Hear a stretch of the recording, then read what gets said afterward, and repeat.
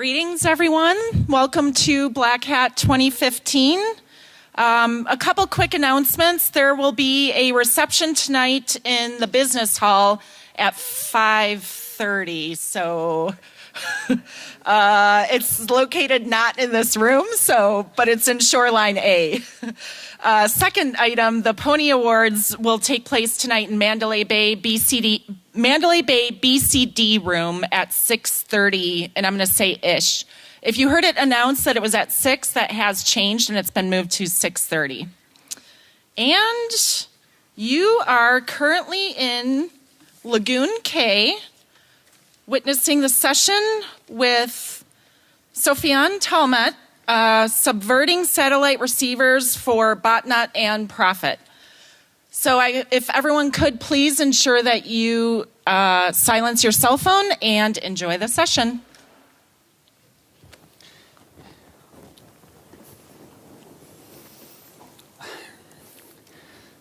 So, hello.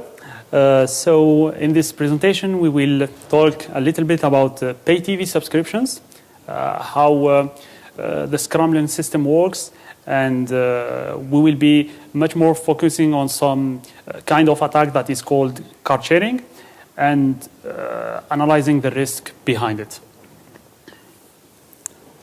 I'm Sofiane Talmet. I'm working for IOActive as a security consultant. I love doing reverse engineering. I like playing with different architectures, firmwares, and hardwares. And I am coffee independent, actually. So, our main point that interests any attackers into decryption of control of satellite TV encryption is the control word. This control word is the main key to descramble the stream. So we will just talk a little bit about how satellite pay TV subscription works and how is the scrambling done. So we'll have a small overview of what we are looking at. So on the back end, the scrambling is basically based on a CW that is called a control word that is generated and used to scramble the TV signal. This control word is then encrypted with a provider-specific key within one of the two entitlements message. The first one is called ECM. This one will hold the encrypted control word and then attaching it to the scrambling system, stream, and send it to the receiver over the air.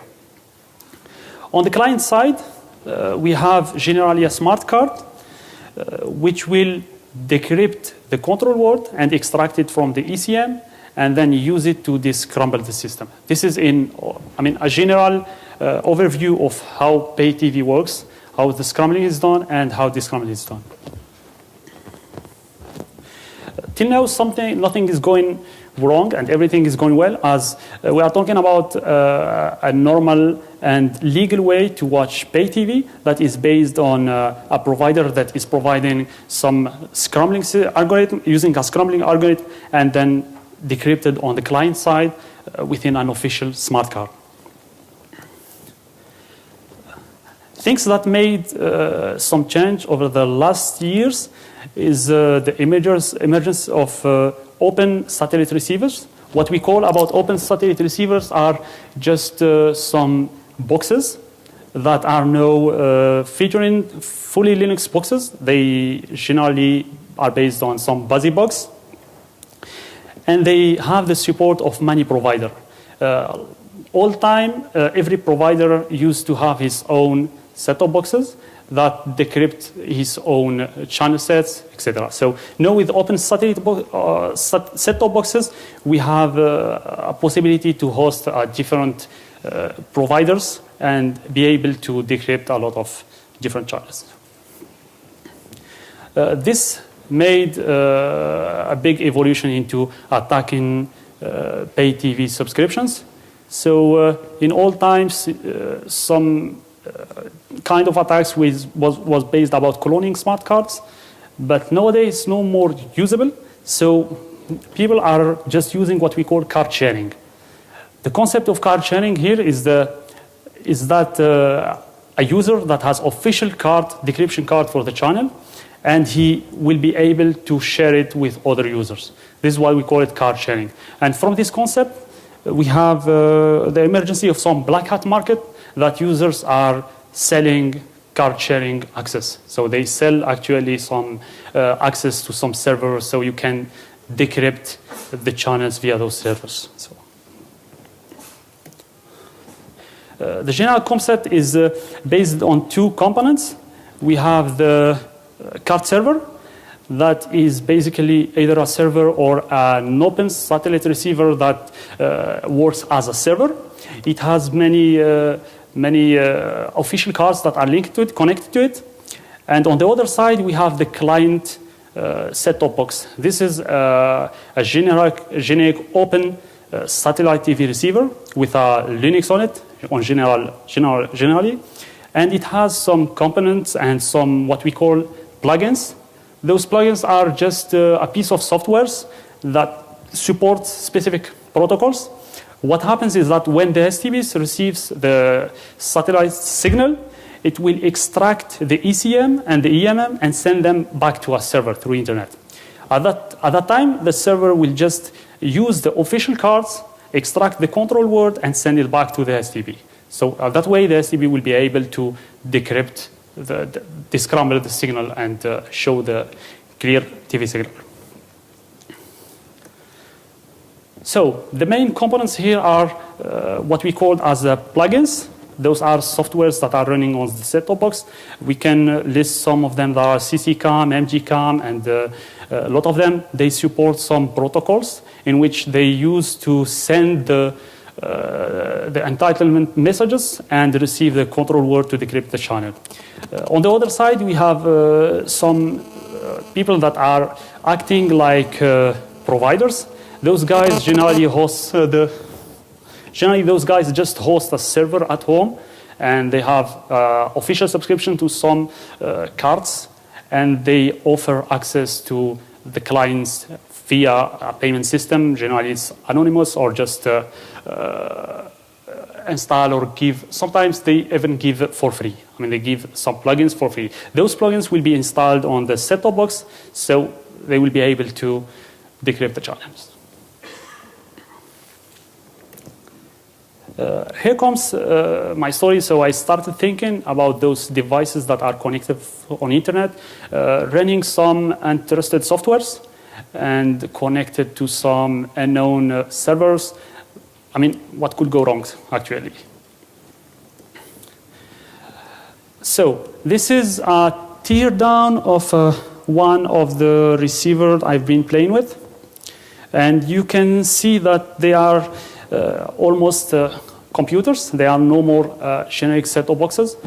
So this one, for example, has a Realtek network card. It has STI 7111. The STI 7111 is a processor that is mainly designed for set-top boxes. Actually, it features all the needed from the scrambling system, inputs and outputs, etc. It's actually designed for being a processor for a set-top box. Within that processor, we have a CPU that runs actually at 450 megahertz. It's an SH4, 32-bit super arch architecture. We can see that we have, I mean, all the components that need by PC. It's actually USB hubs. We have like 2 gigabit of RAM and of storage space. So, talking about this, looking backward, those are mainly computers that are almost stronger and better than 10 years ago, actually 15 years ago, computers. So what the thing is that there are no more, they are not simple set-top boxes, they are just computers connected to internet. Are they vulnerable? I have been working and playing with super arch architecture and reversing some application.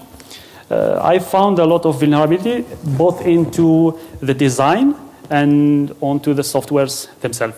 So basically on the design, on all the devices I've been running again and playing with, I've seen that, for example, everything runs as root. There is no segregation. There is nothing. There is no firewall installed. Actually, one of them used to have a firewall, but IP tables, but it was not working because the system was mounted as read-only. So actually, they are not designed to be secure. The software that are running on them are mostly coming from untrusted sources. Unknown people are running them, and they are mostly focusing on just offering social media access, YouTube access, and things like this. Are those vulnerabilities exploitable remotely? Yes. I've built a small tool that helped me to scan some network ranges and see, detect some either set-top boxes that are clients or card servers. I've been able to find some of them, and they are directly connected to internet. So, and there are some bugs like remote authenticated access to some features like scheduled tasks, like streaming. You can take someone's videos, what is he watching, and streaming remotely. I mean, and there are some bugs that literally produce some exploitable crash on the other side. Here comes the wrong things. Actually, we are just getting closer as we can see that those devices actually are not designed to be secure, and they are in the hand of the end user. Those devices are not like ICS devices or something like this I've been playing with, as the end user is unaware and has no idea about the risk around. And no one of those end users will set up any firewall rules or anything to protect his internal network. So,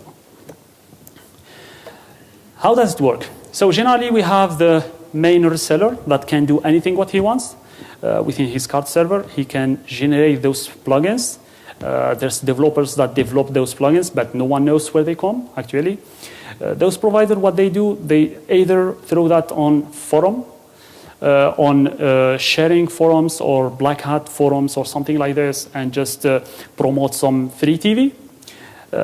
They do also send them to some resellers. The resellers are just having a big account where they create users and provide the end user for subscription, monthly subscription. For example, in my country, it's about, if you pay for $3 monthly, you will have all the channels decrypted, over like thousands of channels decrypted for free. You just need internet connection and install that things, or download it from internet and put it on your set-top box.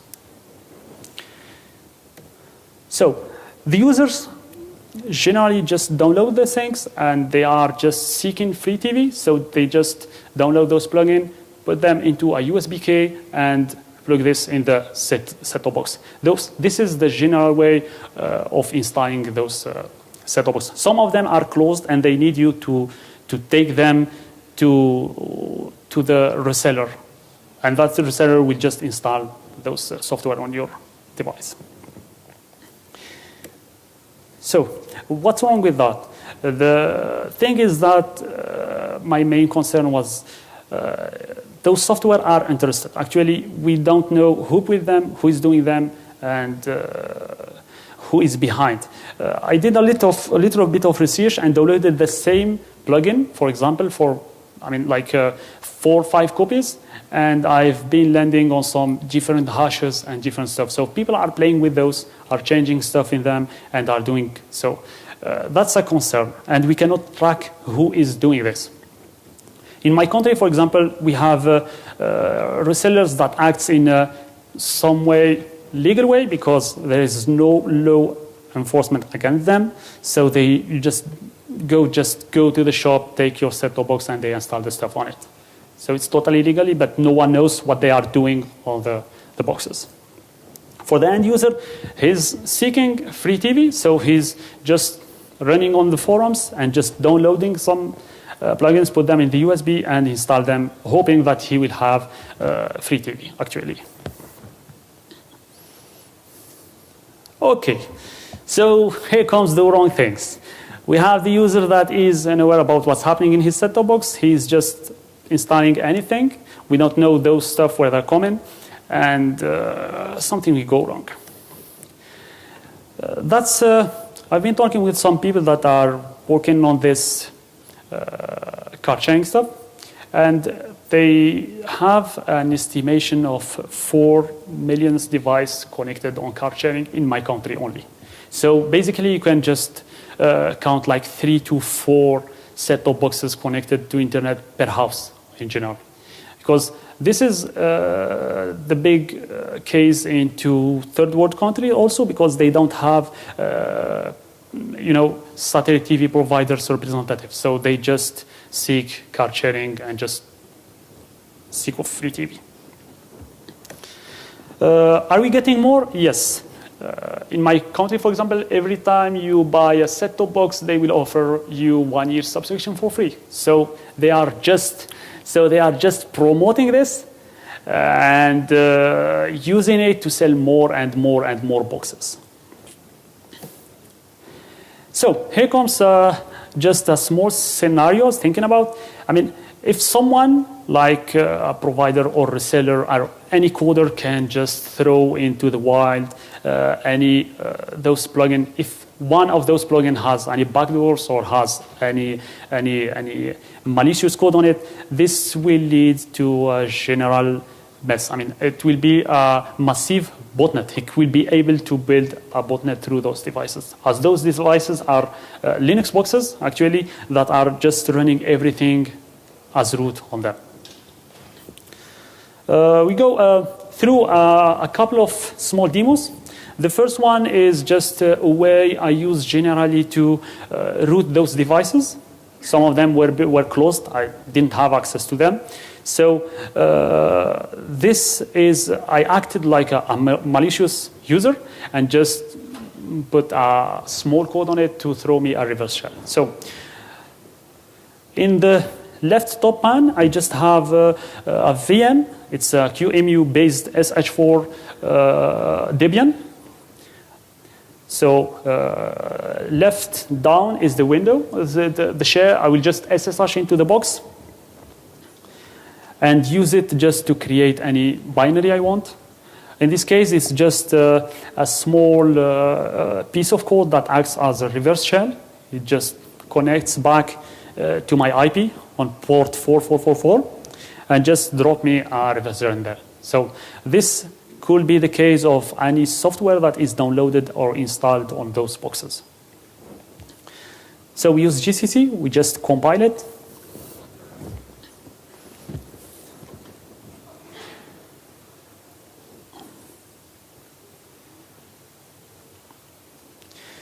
So the main idea is that this plugin has a specific structure. It should have a plugin folder, and then inside it some different other subfolders. One of them, the most important, is the bin folder that should have the binary itself to be installed.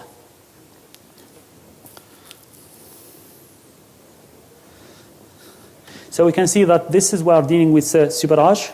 It's like SH4. SH4 is the 32-bit version of SuperH.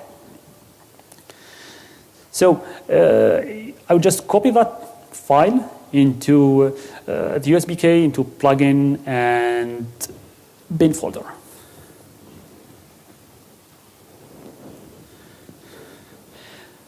I will be listening at the right down pane to port 4444, and just I plug this USB key into the set-top box.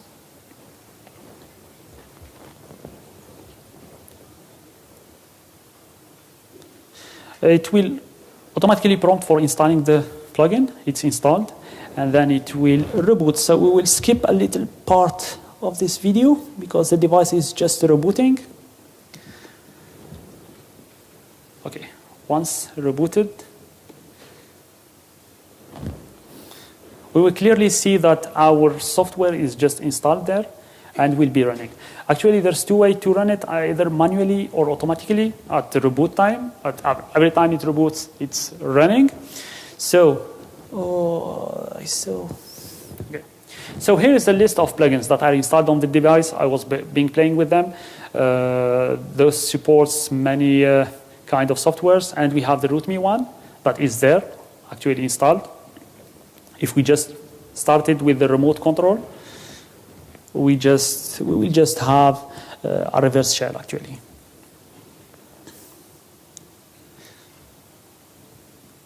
So this is the easy way, simulating any plugin installed there, use it to get reverse shell and root the device. And then this device is actually running everything as root. So once rooted, we can go to the second video. This is a video that I used a plugin. I just inserted the backdoor into the plugin that is called Ycard. This will trigger a reverse shell whenever you are just jumping from one channel to another channel. So just you are switching from one channel to another channel, it tries to decrypt the channel, and you have your reverse shell. So this is a generic way to have a backdoor into those softwares.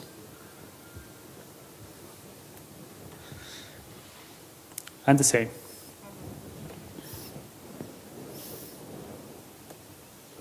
So here we come to something that went really wrong.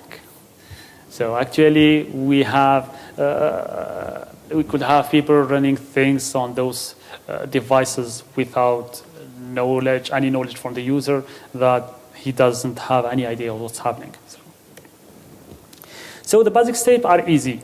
Anyone could easily build something, promote it over the internet for free. There's a lot of people actually promoting those kind of software over the internet, and there's tons of people are installing them. So you can just promote your software, just throw it. You can just spend like a couple of $100, get official cards, and you can do whatever you want. You can give people, for free TV and just owning their boxes. So here comes the result that we talked about. It will be a botnet. The bad thing is that you will be able to access LAN area network. You will be able to see the computers and everything that is connected to the LAN. I've personally seen during some audits some companies that are using card sharing actually. Did this happen before? Actually, in 2012, I even have a friend that worked on reversing one of those plugins. He worked on one of them that he found on internet that actually was grabbing configuration files from the set-top boxes and copying those accounts and information about the card that are shared and sending them to some specific IP addresses. So we don't know actually if those were just attackers stealing accounts to sell them again or something like this, or just maybe there was a service provider that was looking to counterattack card sharing and just gathering information about the cards and the people and just blocking them. The challenge to mitigate that, unfortunately, I personally don't see. I see actually a little bit of hassle to do this because it's not easy to educate end users. Actually, if they are devices that are used into the IT industry or something like this, we will have people that caring about this, fixing and doing things. But here we are dealing about the end user that mainly don't have no idea and you just want to watch TV. And the thing is that we are not able to talk about piracy and talk to those guys to put some standards and some security rules within our software. There's a little bit of work that is being done in order to just encrypt the control word between the transfer, so the attackers will not be able to intercept the control word, and it will make things much more difficult to do some card sharing. Black hat soundbites. We have millions of devices that are connected to internet, and they are not designed to be secure. They are between the hand of the end user that has no idea on what's happening, and we can see that all the software that are running on them are coming from untrusted source, and no one is in knowledge on what is happening inside and what they are doing. Any questions? Thank you. Finally.